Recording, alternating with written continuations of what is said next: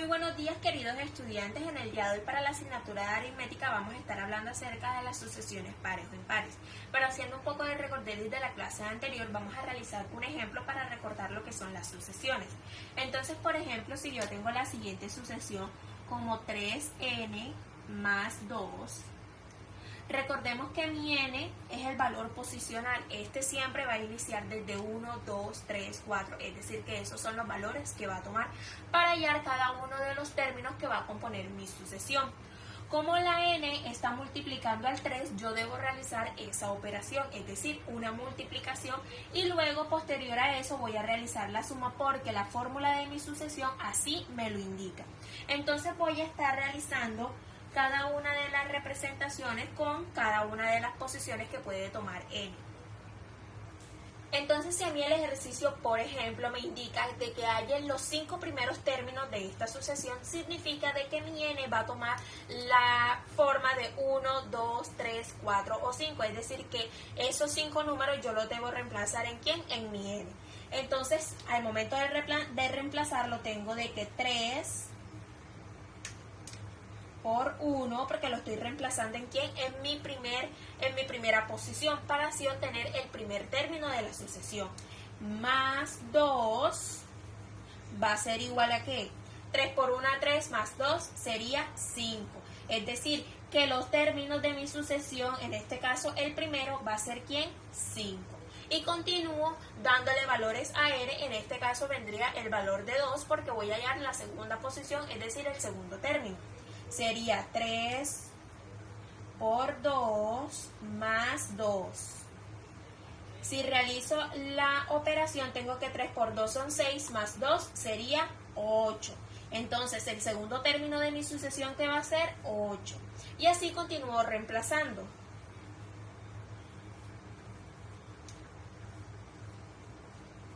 3 por 3, 9, más 2 sería 11.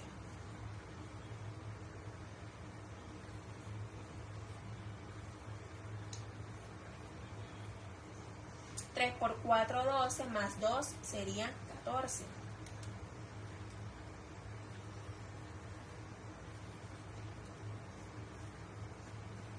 Y 3 por 5, 15, más 2 sería 17. Y aquí tengo ya la columna de los términos que van a ser parte de mi sucesión.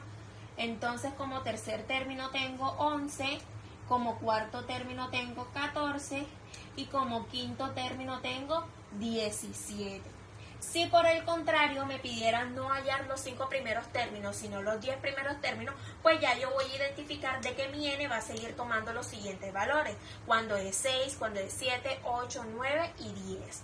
Entonces, de esta manera podemos identificar cuáles son los términos de una sucesión teniendo en cuenta la fórmula que me lo indica.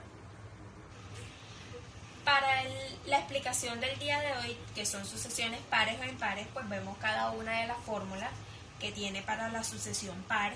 Va a tener la forma de 2n y la sucesión impar va a tener la forma de 2n menos 1. De este modo, el primer número par pues va a ser 2 y el primer número impar va a ser 1. ¿Cómo así? Cuando hablamos de primer número se refiere al primer término de la sucesión, en este caso utilizando la fórmula par, pues su primer término va a ser 2 y utilizando la fórmula impar, su primer término va a ser 1. Vamos a identificar entonces un ejemplo en donde utilicemos la fórmula par e impar y así ver los términos de su sucesión. Si yo quiero hallar los 5 primeros términos de la sucesión de cada una de las fórmulas utilizando la par e impar, simplemente basta con reemplazar n utilizando los 5 primeros valores, en este caso sería 1, 2, 3, 4 y 5. Entonces, 2 por 1, pues ya yo sé los valores que va a tomar mi n, entonces 2 por 1 sería 2. Entonces mi primer término es 2 y cumple con la condición de la fórmula de ser par, en donde su primer término es 2 y es un número par. El segundo término de la sucesión sería reemplazando 2, 2 por 2 sería 4. El tercer término sería 3, 2 por 3, 6. El cuarto término sería 4, 2 por 4, 8. Y el quinto término sería reemplazando 5, 5 por 2, 10. Entonces ya tengo los 5 primeros términos de mi sucesión 2n y puedo identificar también que están compuestos pues por números pares. Y para la fórmula impar vamos a reemplazar nuevamente 1, 2, 3, 4 y 5, que son cada una de las posiciones, para yo hallar los términos. Reemplazo 1 y me queda 2 por 1, 2, menos 1, 1. Y cumple con la condición de ser fórmula impar porque me dice que su primer término tiene que ser 1 y 1 pues es un número impar. Continúo con el número 2 para la posición 2 y sería 2 por 2, 4, menos 1, sería 3.